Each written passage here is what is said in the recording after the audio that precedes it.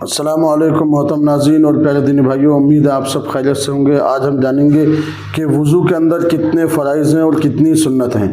آپ یہ ویڈیو پورا دیکھیں تاکہ بہت ساری چیزیں آپ کو معلوم ہیں اور کچھ چیزیں معلوم نہیں ہوں گی تو آپ وضو کو مکمل طریقے سے سیکھ سکتے ہیں۔ کسی وقت ایسا ہوتا ہے کہ پانی کم ہوتا ہے، تو پانی کم ہوتے ہوئے ہم وضو کیسے کریں، اس کا کیا طریقہ ہے۔ تو یہ آپ فوٹو دیکھ رہے ہیں، اس میں آپ دیکھ سکتے ہیں، اس میں فرض اور سنت دونوں شامل ہیں۔ تو سب سے پہلا اسٹیپ کیا ہے کہ آپ بسم اللہ الرحمن الرحیم پڑھ کر جو ہے وضو کرنا اسٹارٹ کریں، یہ سنت ہے۔ اور سب سے پہلے دونوں ہاتھوں کو 3 بار دھوئیں گے، یہ سنت ہے۔ اور پھر اس کے بعد 3 بار کلی کریں گے۔ کلی کرنے کا مطلب یہ ہے کہ دانتوں کی جو ہے مسواک کریں گے یا پھر 3 بار انگلیوں کو اچھے سے پھیر لیں گے۔ کلی کرتے وقت جو ہے دانتوں میں کوئی کھانے پینے کی کوئی چیز ہے تو اس کو باہر کریں گے، اگر تو 3 بار اچھے سے کلی کریں گے، یہ سنت ہے۔ اور پھر 3 بار ناک میں پانی چڑھائیں گے۔ ناک میں پانی چڑھانے کا مطلب نرم ہڈی تک کن کی انگلی سے صاف کر کے 3 بار ناک میں پانی چڑھائیں گے۔ پھر اس کے بعد جو ہم چہرے کو دھوئیں گے۔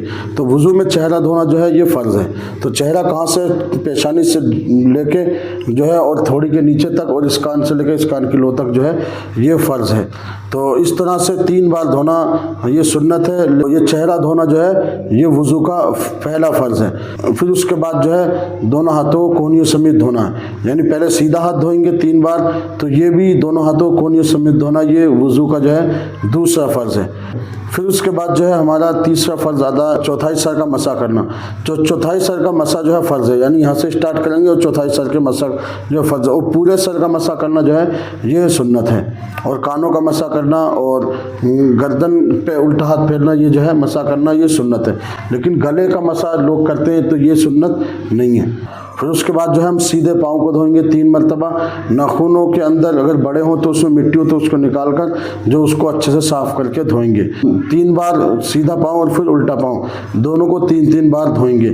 کا چوتھا فرض کیا ہے، پاؤں کو دھونا۔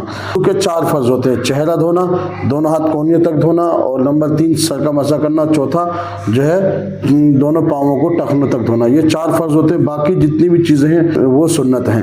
اس طرح سے آپ وضو کے فرائض اور سنت کے مطابق آپ وضو کریں۔ اور جو شخص باوضو رہتا ہے، جب تک وہ باوضو رہے گا اس کے نام اعمال میں نیکیاں لکھی جاتی رہیں گی۔ اور یہ جو اسٹیپ آپ دیکھ رہے ہیں ان کو اچھے سے طریقے سے سمجھیں اور لوگوں کو بتائیں کہ وضو کرنا ہے۔ اور جب وضو کرنے میں جب ہم سر کا مسح کریں گے تو یہاں سے مسح کریں گے، پیشانی سے۔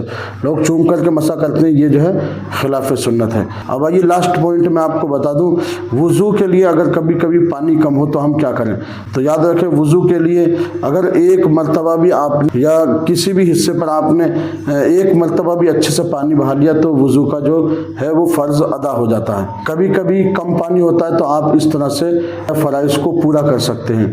آپ وضو کو پورے سنت طریقے سے ادا کریں تاکہ وضو کے فرائض بھی اچھے سے ادا ہو جائیں اور حضور کی سنت پہ بھی عمل ہو جائے۔